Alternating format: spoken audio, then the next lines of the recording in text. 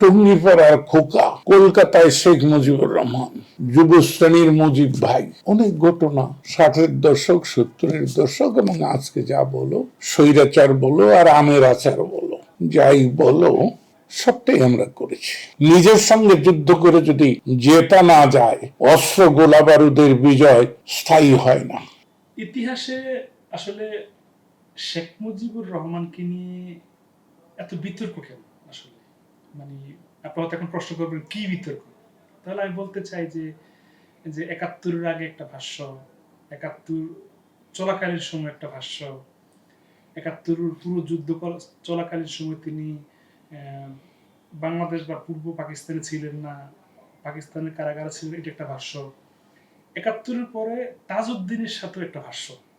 পরবর্তীতে ওনার স্বৈরাচার হওয়া, মানে আমি গণমাধ্যম থেকে জেনেছি, আপনাদের সমসাময়িক মুক্তিযোদ্ধা যারা আছেন তাদের কাছ থেকে জেনেছি যে তার স্বৈরাচার হওয়ার একটা ভাষ্য। তো মানে এটাই জন্য বললাম যে একজন ইতিহাসের মহানায়ক বলা হয়, আপনার ভাষা বলা হয় রাষ্ট্রপিতা, অন্যরা বলে জাতির পিতা। তো এই শেখ মুজিবুর রহমানকে নিয়ে এত বিতর্ক কেন? আমরা কিন্তু ইতিহাসের সাক্ষী না, কিন্তু আপনারা ইতিহাস তৈরি করছেন। হ্যাঁ, আমরা 60-এর দশকের প্রথম থেকে, মানে 50-এর দশকের পর থেকে 60-এর দশক, 70-এর দশক এবং আজকে যা বলো, এর সঙ্গে যা কিছু হয়েছে, ভুল হোক শুদ্ধ হোক, স্বৈরাচার বলো আর আমের আচার বলো, যাই বলো সবটাই আমরা করেছি। তাই জীবিত আছি যখন, ওই যে জীবিত আছি বেশি, হ্যাঁ না মানে আপনার কবিতা আর কি, বেঁচে নেই কিন্তু জীবিত তো আছি। তো জীবিত আছি বলে দায়ও স্বীকার করি এবং খুব জোরে সোরে সব দায় স্বীকার করি, ক্ষীণ কণ্ঠে না, তেজদীপ্ত কণ্ঠে। তোমরা ইতিহাস বলবে, ইতিহাসকে সন্ধি বিচ্ছেদ করলে কি হয়? আর ইতিহাস তো একতরফা হয় না। ইতিহাস তো শুধু প্রশংসা বাক্য নয় কারো, ইতিহাস হলো একটি সামগ্রিক। তো একটা মানুষ তিনি যেমন ইতিবাচক বহু কিছুর সঙ্গে জড়িত, তেমনি নেতিবাচক অনেক কিছু তার মধ্যে। আর আমরা কেউ প্রকৃতির বাইরে নই, আমরা প্রকৃতি প্রভাবিত। তাই তুমি চাইলেও হবে না, আমি চাইলেও হবে না, কেউ চাইলেই হবে না। প্রকৃতি যেভাবে যাবে।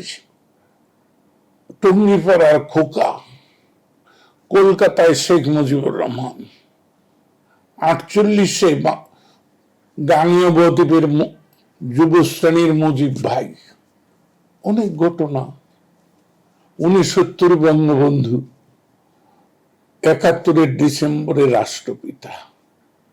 তখন প্রশ্ন হলো, মুজিবের চাইতেও যারা বয়সে এবং ভারত স্বাধীনতা সংগ্রামে না হোক মুসলিম লীগ করেছে, রাজনীতি সংশ্লিষ্ট, তাদের যদি ঈর্ষা হয় যে ও এত এগিয়ে গেল, এবং এই ব্যক্তিগত ঈর্ষাটা সম্পর্কে আমার কিছুটা কিন্তু ব্যক্তিগতই অভিজ্ঞতা আছে। কারণ আমি সারা 60-এর দশক, 70-এর দশক, 80-এর দশক, 90-এর দশক আজও পর্যন্ত ঈর্ষার কারণেই বিপন্ন হয়েছি বারবার।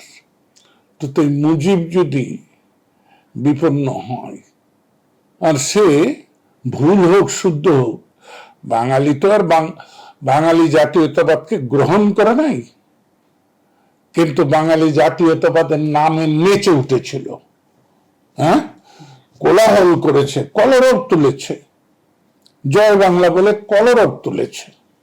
সেই কলরবের মধ্যে সবসময় কি সঠিক কিছু হয়েছে? হয়নি। তারপরে রক্তক্ষয়ী যুদ্ধ হয়েছে, 2 লক্ষ না 3 লক্ষ নারী ধর্ষিত হয়েছে, তাই না?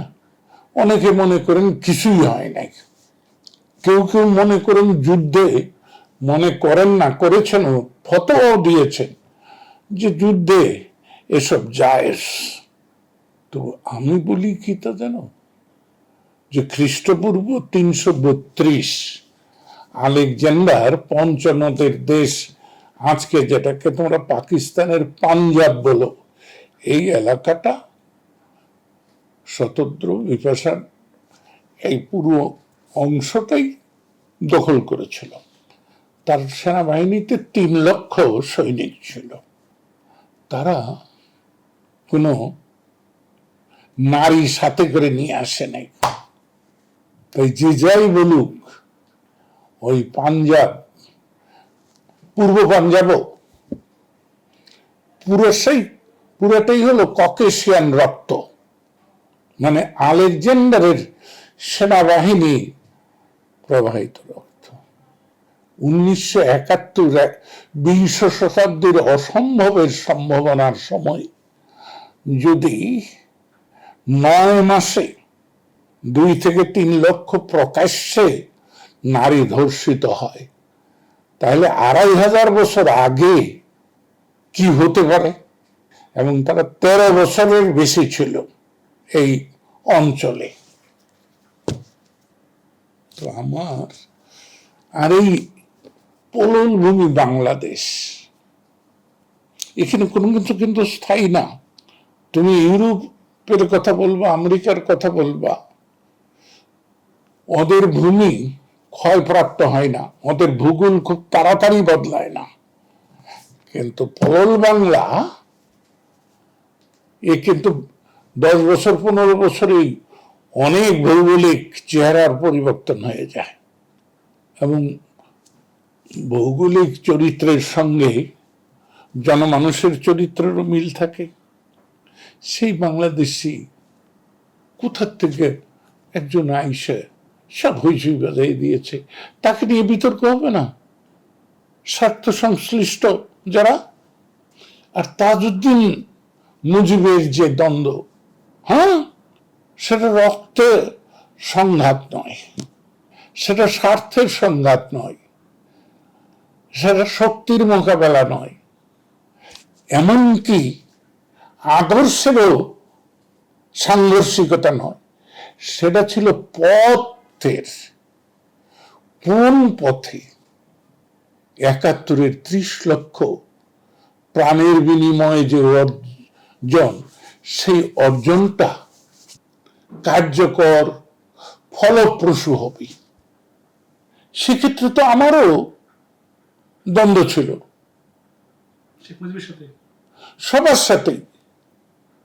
আমি স্পষ্ট বলেছি, 2 এপ্রিল 1972 সালে ঢাকা কলেজে বঙ্গবীর কাদের সিদ্দিকী বীর উত্তমকে সংবর্ধনা দেওয়া হয়।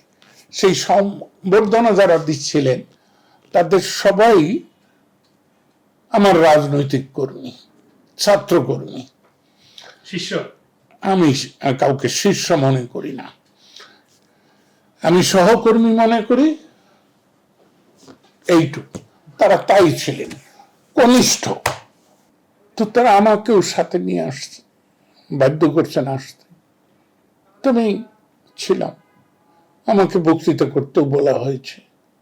আমি বক্তৃতা করতে দাঁড়িয়ে বললাম যে, বঙ্গবন্ধু, 25শে মার্চের আগেও ঢাকা শহরের যে অবস্থা দেখেছি, গুলশান, বনানী, ধানমন্ডিতে বিশেষ একটা